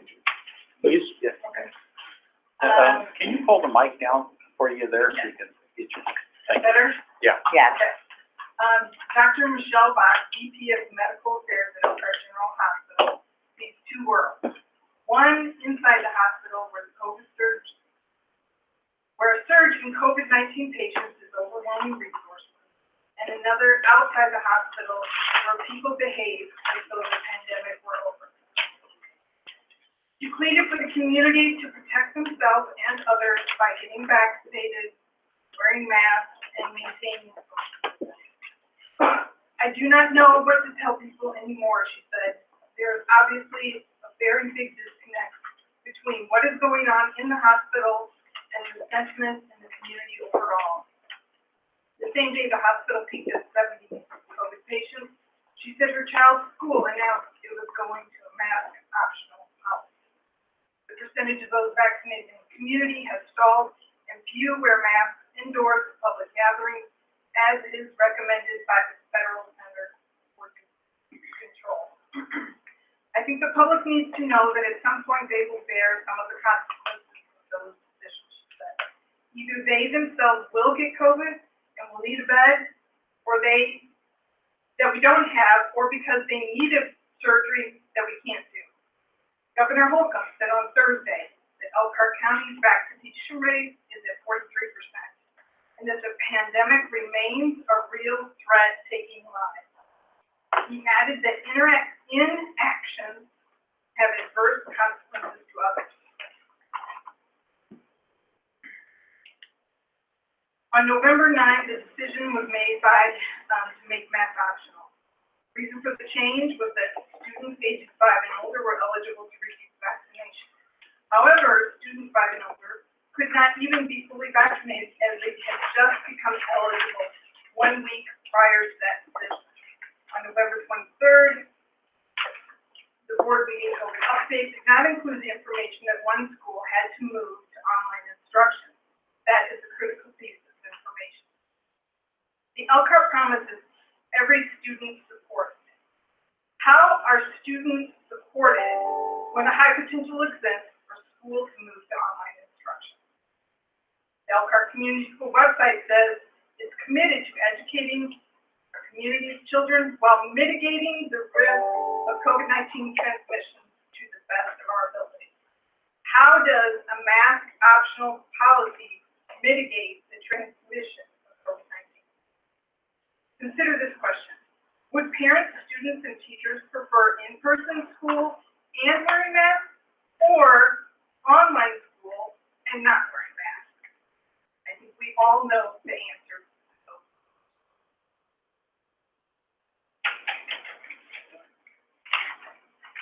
Alex Bennett?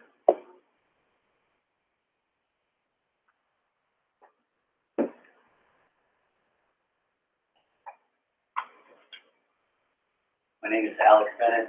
I reside at 1512 North State Drive. I have 2 students at Northside Elementary, middle school. I've been gone for the last 11 months on COVID-19 orders, United States Army National Guard. And when I come back, I find that the school board decided that they are okay not informing me there was a threat at the school. Happens all the time in every other school. It happened to me when I was in high school. My parents were notified. Some kids stayed home, some didn't. I realistically only have 3 questions. Number 1, what do you guys have as far as knowledge and basis on real life threats to our to life? And why does that trump my 12 years of military service? Number 2, who made that call to not inform us? And number 3, is that person willing to resign? Thank you. Thank you for your service. Christy Hess-Newton?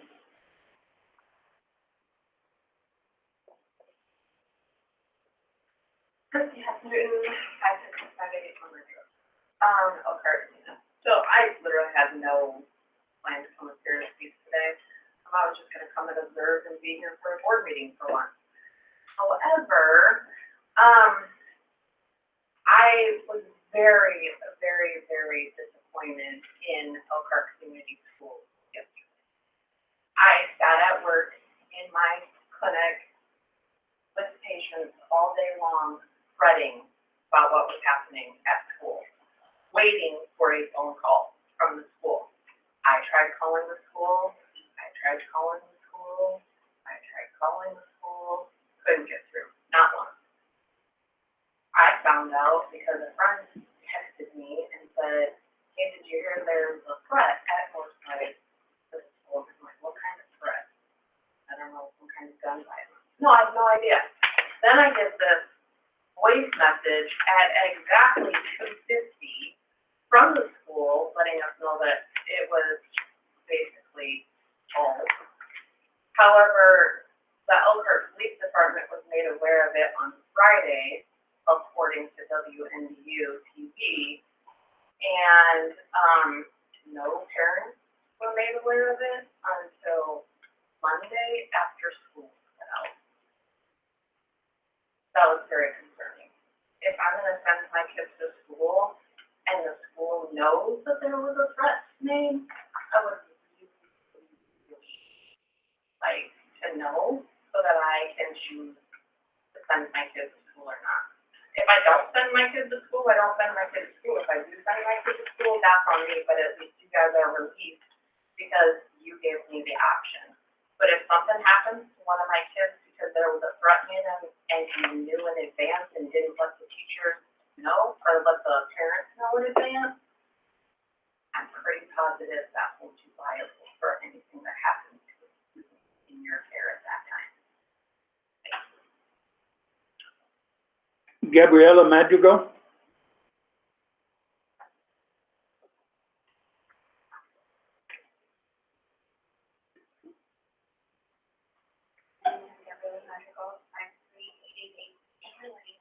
My daughter attends Northside Middle School.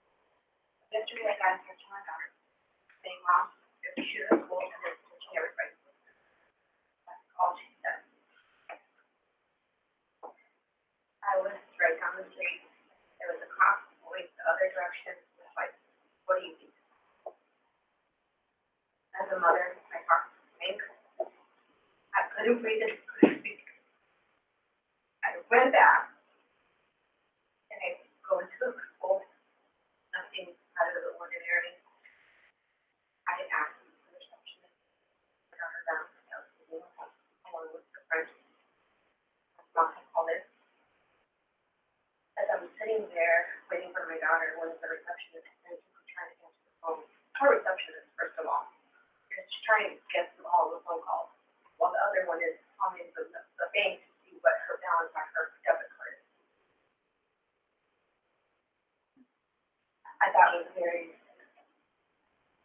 frustrating to see, because my child is here. The reason that she was here, not because of the threat, because there's been threats before, because they were searching her, classmates so fast, and then sending them back to class, while the other kids were asking, hey, are you gonna shoot school? Are you gonna shoot school? That means you're very uncomfortable and scared. Unfortunately, she doesn't have her attention in there. She knows how to use her cell phone unless it's being recorded. I didn't get that. She got that text that one Sunday. I didn't get that. So, I sent my kids to school knowing that there is always a possibility of something happening. But I really trusted the school to communicate threats, any type of violence, any type of threat. And I do now know that the first threat was not towards Northside at the beginning. The actual threat was at the end of the school day. But the kids had anxiety throughout the day, not knowing what really was happening. Nothing was communicated to them, nor us. And when I called in, the guidance counselor called me for something else, and I asked her, hey, I have no idea what you're talking about. How do you not know what's going on in your school? And I didn't talk to them for 7 years, because the lack of information that was sent over to us at a time of matter, not right. And I hope that you guys come up with a system, and if you want parents to be involved, I'll be one of the people to sign up, because I'm willing to be involved.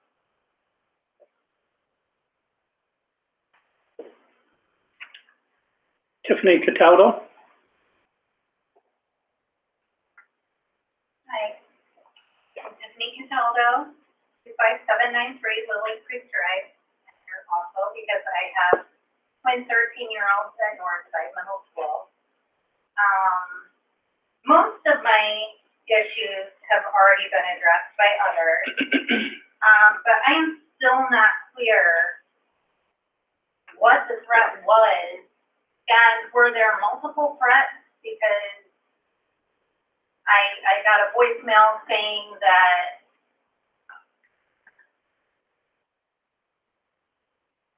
I got one voicemail saying one thing, and then I got another voicemail later that night saying that there was a threat made for Tuesday also. So, was it just one threat, or was it multiple threats?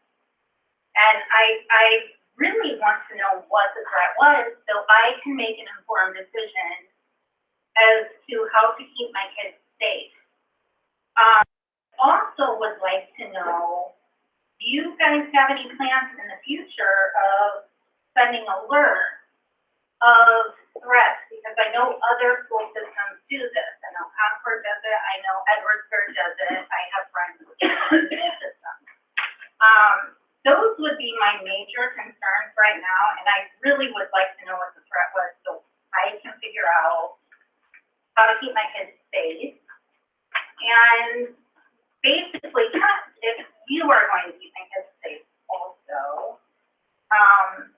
And also, I want to point out, by not sending alerts, had we known of this maybe Monday night, let's say, because I'm hearing that the police knew about this on Friday, had we known, we could have talked to our kids if this was not a credible threat, if it was just a hoax or something, and it would not have caused the panic that it caused. Now, since I have no information, I know nothing, I don't know what's going on with this threat. I pulled my kids out yesterday at noon, and I didn't send them today because I have zero information. So those are my major concerns. I would like to know what that threat is, and I would like to know how we can implement some sort of a system of sending alerts. And I guess everybody else covered my concerns basically, so that's it. Thank you. Thank you.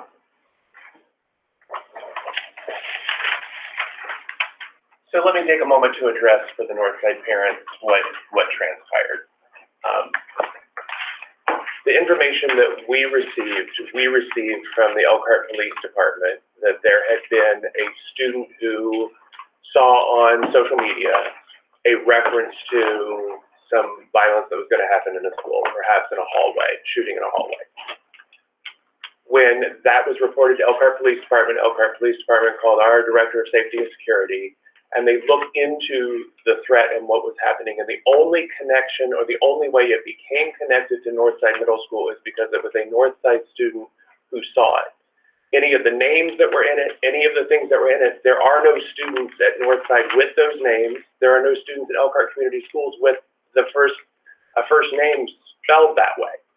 So the police department and our Director of Safety and Security were assured by investigating and looking at it that it wasn't related and a direct threat to Northside at all. So it became connected to Northside because a Northside student saw it and reported it, but it wasn't a threat to our school, that school, or our district. So then what happened was to just let teachers know that there might be some talk about this at school Monday. The principal sent an email to staff to give them a heads up that students might come in talking about this. Just, know that this may be happening, have your eyes and ears open, report anything that you hear. So when school started on Monday and kids came in abuzz about this as they were talking about it, there was no credible threat. There was nothing to be concerned about based on what the police and our folks were able to ascertain. It wasn't even a threat. It's very similar to what happened when there was a threat against a central school, and people in our freshman division were concerned. Students were panicked and parents were upset, and it turned out that it was against a central school in Missouri. And so all of that indicated that, these things are happening and there are ramifications of that. And some of it is fallout and concern, obviously, from what happened at Oxford in Michigan, and we understand that. So then as we approached the end of the day yesterday, then we had an instance where somebody handed a note. The principal looked into what was going on, and all during the day yesterday, the assistant principals and principals were looking into things that were being reported, and none of them ever panned out. In the instance of a note, when it was explored, the student said, "I don't know anything about that, and I was just joking." So in all of those instances of where they were investigating and finding things during the day, There wasn't anything happen, but because of that note being released and until they were able to have the conversation with that student with a parent present, that's why you received the notification that you received last night, because that was a threat that was more perhaps credible, and we wanted to get parents to know. So we do alert and we do let you know when that happens. So in the first instance, there really was no instance or no reason to report, whereas in the second instance, we felt to err on the side of caution and give parents that information, and that's why we did. So that's the sequence that unfolded. That's why, even though the police knew about it, yes, over the weekend, that our investigation and the work of our relationship with the police department indicated that there wasn't anything there to be concerned about. And so that's why it happened. Jamie, is there anything you would want to add to that?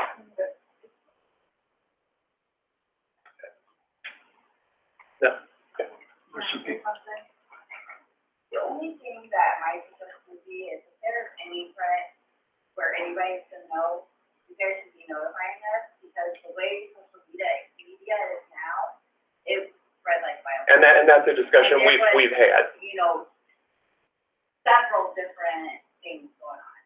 And when we're not notified by the school, and, you know, you have kids that are in panic and texting parents, we're gonna pick up our kids. Because it is our responsibility to take care of our kids. Very trauma. Trauma. Yep. I'm sorry. But it just happened after, where kids were notified, there was a couple students, and unfortunately, they did not handle that situation. Unfortunately, there were 4 children's lives that were lost. So you gotta look at it from our point of view. We have to protect our children. And if you guys would have just notified us, like, hey, this is going on, there is no credible source right now, we want to keep you informed, that way you guys can make that decision, I don't think it would have gotten out of hand. And we've had that conversation internally that we will err on providing too much information. Again, we're trying to not create a panic or a fear when there was really no reason to. So that's the line we're trying to walk. But that's the problem, is people are going to talk no matter what, and when you don't notify us, it's gonna get blown more out of proportion than if you do notify us. Yeah. Because then we can talk to our children, assure our children that it's gonna be okay. And then it also ensures that we can trust you guys, because it looks like you guys are holding something from us. And I'm not saying that you were, I'm sure you guys are trying to do the best you can do, but it's really hard to send your kids to school. Like my son, for instance, he doesn't want to go to school tomorrow. Unfortunately, I have to send him to school tomorrow, because I can't keep him home forever now. But now, he's kind of traumatized from it. Yes, sir. Realistically, like I said, I don't actually, the threat, whether or not it's credible, I understand you can assess threats and do that, but at the end of the day, the safety of my kid is my responsibility. Security is yours, safety is mine. When it comes down to it, whether or not it was an actual credible threat, it doesn't matter. In fact, if you guys took that responsibility on yourself and not notify me, is my problem. They give us the option to decide whether or not we want to send our kids home. There's already 2 ways. We're already asking. I think that's the biggest concern of the parents, actually. Is there any comments from the board? Meeting adjourned.